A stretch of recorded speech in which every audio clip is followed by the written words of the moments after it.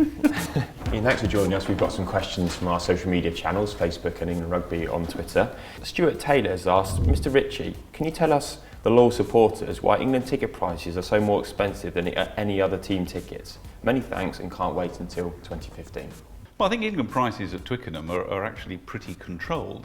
We do very careful comparisons with other events. We want to encourage genuine supporters and fans, and I think if anything, they're marginally low, but appreciate we want to make them competitive and for everybody to come. Dave Jones has asked, what actions might you take to promote women's rugby after a fantastic winning campaign? Well, I think the key principles on women's rugby are integration, because that's what it is. It's within the game as a whole. Investment, which is what we're doing. We're announcing later on today a new strategy for the development and growth of the women's game. And inspiration. And I think if anything can inspire people, it has to be the victory in the Women's World Cup. So I think it's a very important issue for us. Craig McIntosh asks, what are the main changes you have seen in the game over the last 5 years? And what are the main changes you would like to see in the next 5 years? I think the increasing importance of core values around the game is what impresses me. I think rugby is all about that, and I think it's about that from mini rugby through to the internationals. And I think in the last few years that's become even more important, and so it should. And I think the core values of the game are vital. I think we've got a pretty good balance at the moment. Of course, you always want to see more success on the pitch, but I think balanced with that, I want to see more people playing the game. And one of our key issues has to be to get out and make people play the game, be involved in the game, whether as players, referees, volunteers, coaches. So more involvement and a recognition of all that the game can bring. Paul Robson asks, English football has suffered from the constant influx of players from overseas. Is English rugby heading in the same direction?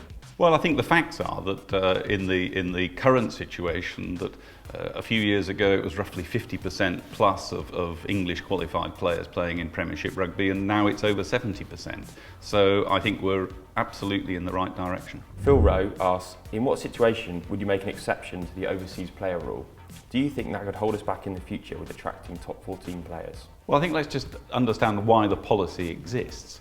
We want to maintain a high level of England qualified players. It's important that those players have time for development, for association with the coaches, and it's also important that we continue to grow the game in this country, and I think to support the Premiership clubs in that direction as well, and that's what we're all about. So I think it's a policy that's founded on good principles, and one that we would support, and I think therefore it's right that it is only exceptional that these situations would be deviated from. Lackey Muir asks, who was your favourite rugby player growing up? Well, it's interesting. I mean, when you get to my age, you look at, I suppose David Duckham would be one that was very exciting. I remember watching, John Spencer and Ian McGeechan playing in the Lions team and whatever. I also remember a very grainy. I think one of my early memories of rugby is a very grainy black and white, watching Dickie Jeeps kicking a ball up and down the touchline at Twickenham. But I think that must have been in the sort of 60s, early 60s, so probably too long ago, but those were the ones that came to mind. Richard Peacock asks, why do you make Twickenham bigger to ease ticket issues?